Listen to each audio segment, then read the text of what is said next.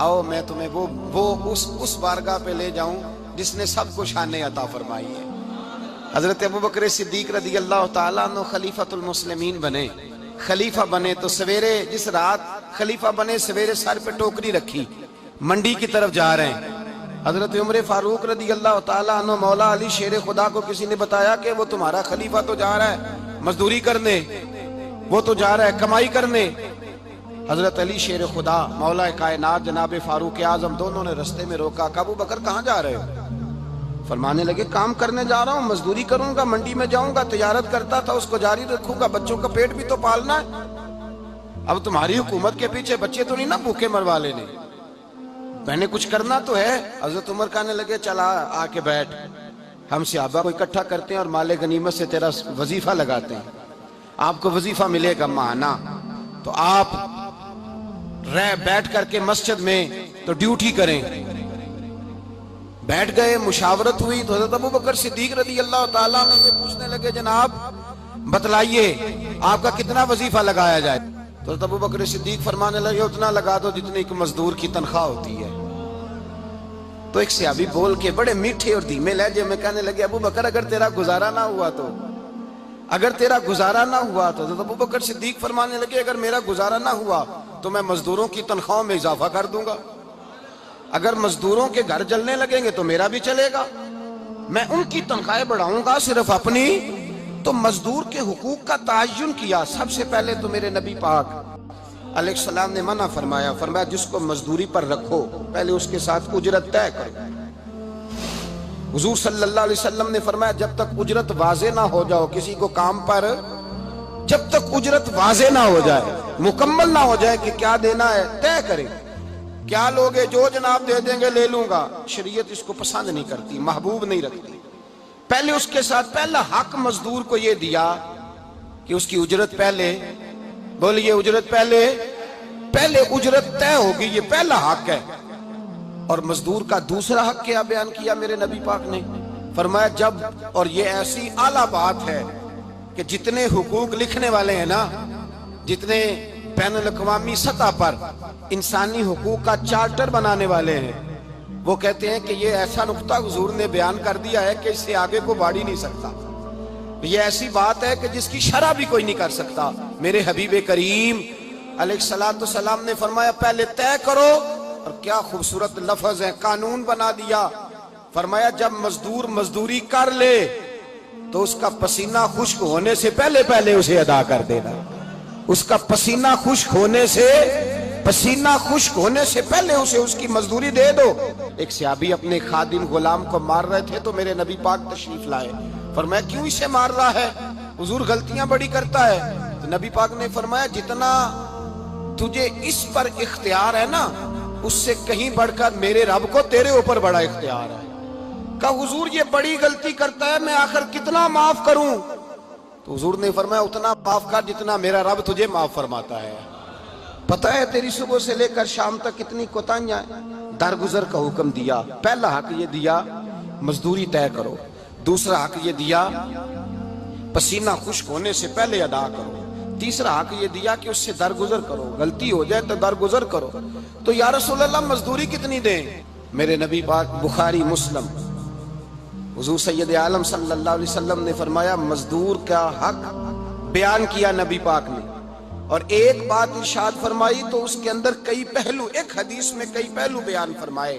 حبیب پاک نے فرمایا جیسا تم کھاتے ہو ویسا ہی اسے، بھئی بس ختم ہو گئی بات۔ اتنی بڑی بات کر دی سرکار نے۔ کبھی دیکھا ہے آپ نے کہ مزدور کو ایسے کھلایا جا رہا ہو جیسا مالی کھا رہے ہیں؟ حضور نے فرمایا بھئی مزدوروں کا حق یہ ہے کہ جیسا تم نے کھانا ہے ویسا اسے کھلانا ہے، اور فرمایا جیسا تم نے پہننا ہے ویسا اسے پہنانا ہے۔ اور پھر میرے حبیب کریم علیہ السلام نے ارشاد فرمایا اس کی ہمت سے بڑھ کر تم اس پر بوجھ نہیں ڈال سکتے، جتنا کام وہ کر نہیں سکتا اتنا تم اسے دے نہیں سکتے۔ اور فرمایا اگر اتنا کام دینا ہے جو اس کی ہمت سے زیادہ ہے تو میں اس کے مالک کو کہتا ہوں وہ بھی اٹھ کے مزدور کے ساتھ کام پہ لگ جائے، اٹھے اس کے ساتھ کام میں شریک ہو جائے۔ مزدوری کا بھی تعین فرمایا، اور پھر اس کو کام کس مقدار کا دینا ہے، مزدور کو किस कदर ज्यादा उस पर बोझ डाला जाएगा, ये भी मुस्तफा करीम ने बयान फरमाया। फरमाया जो ला युकल्लिफुल्लाहु नफ्सन इल्ला वुसअहा, अल्लाह भी तुम पर वो बोझ नहीं डालता जो तुम उठा नहीं सकते। तो किसी मजदूर को तुम ऐसा काम नहीं बताओगे। हजरत उस्मान गनी रदी अल्लाह तआला अन्हु एक दिन हजरत उमर फारूक से कहने लगे, उमर बस कर दे यार, तेरे बाद भी तो लोगों ने खलीफा बनना है, कैसे कोई तेरे रास्ते पे चलेगा। तो हजरत उस्मान गनी से जनाब उमर कहने लगे क्या हो गया। आप फरमाने लगे कल मैं देख रहा था कि लोग बाग में मजदूरी कर रहे थे और आप अमीरुल मोमिनीन होके उनका हाथ बटा रहे थे, हाथ बटा रहे थे। तो हजरत उमर कहने लगे बूढ़े थे, बीमार थे, मजदूरी कर रहे थे तो पसीना बह रहा था, क्या हो गया अगर थोड़ा सा मैंने साथ दे दिया। हजरत जनाब सैयदना फारूक आजम ये लफ्ज कहते हुए रो पड़े। आप फरमाने लगे मैं किसी बादशाह का शहजादा नहीं, मैं भी उसी बाप का बेटा हूं जो ऊंट चरा के गुजारा किया करता था।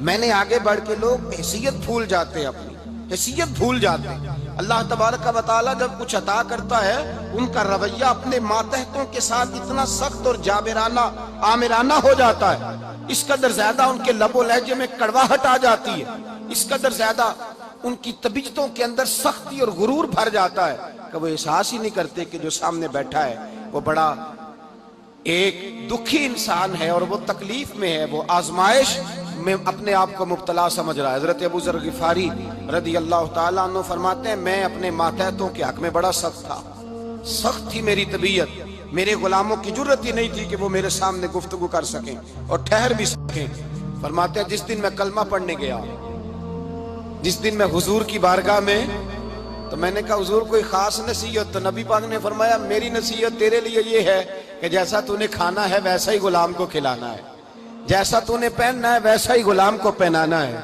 हजरत अबू ज़र कहते हैं जो मेरे अंदर कमी थी वही मेरे नबी ने नसीहत कर दी, जो मेरे अंदर कोताही थी वही गैब जानने वाले रसूल ने बतला दी। फरमाते मैं घर गया, जब मैं जाता था तो मुलाजिमों का सांस खुश्क हो जाता था, वो कांपने हाँपने लगते थे कि जाने अब ये क्या करेगा। हजरत अबू ज़र गिफारी फरमाते मैं गया, एक शख्स से मैंने कहा खाना पकाओ, खाना पकाया, दस्तरखान पे लगाया और अपने सारे मुलाजमों को कहा आओ यार मेरे साथ बैठ के रोटी खाओ, आओ सारे मेरे साथ बैठ के खाना खाओ। फरमाते उन्होंने खाना खाया, फिर मैं उनको बाजार ले गया, जैसे कपड़े मैं पहनता था वैसे मैंने उनके लिए भी खरीदे। फरमाते हैं मेरे गुलाम कहने लगे आका खैर तो है ना, खैरियत तो है ना, क्या हुआ, मिजाज मुबारक तो ठीक है, क्या क्या हो गया। और ये जो हम फिजा को इतना खूबसूरत देख रहे हैं और ये जो हम इतनी प्यारी रिमझिम बरसती देख रहे हैं, ये जारी रहेगी या एक दिन की है। तो हज़रत अबू ज़र गिफारी रो पड़े, कहने लगे अब तुम्हें अबू ज़र गिफारी बदला हुआ मिलेगा, इसलिए कि अब मैं वो नहीं रहा, अब मैं रसूलुल्लाह का कलमा पढ़ के गुलाम मुस्तफ़ा बन गया हूँ, अब मैं बदल गया हूँ, मेरी तबीयत बदल गई।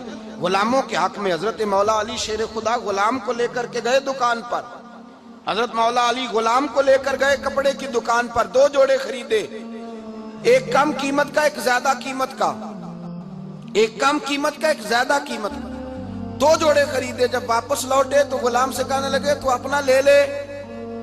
गुलाम को पता था कि उस जमाने में होता क्या था, उसने कम कीमत का जोड़ा उठाया। हजरत अली फरमाने लगे अजीब आदमी है, ये तो तेरा नहीं ये तो मेरा है। उसने कहा हुजूर किस तरह से। आप फरमाने लगे तेरे लिए कीमती जोड़ा इसलिए खरीदा है कि तू जवान है और मैंने अपने लिए इसलिए छोटा खरीदा है कि मैं तो अब बूढ़ा हो गया हूँ, मुझे तो आदत नहीं।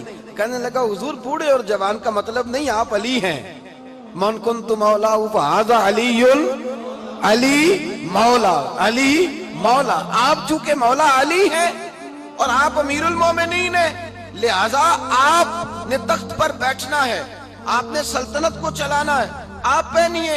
हजरत अली फरमाने लगे तू मेरा गुलाम बना है ना, तूने अभी मेरे नबी का दीदार नहीं ना किया, तू बाद में आया है ना, अगर तू उस दौर में होता तो जान जाता कि ये अमल मेरा है, पर इसके पीछे जो नसीहत के फूल है वो मुस्तफा के अता फरमा।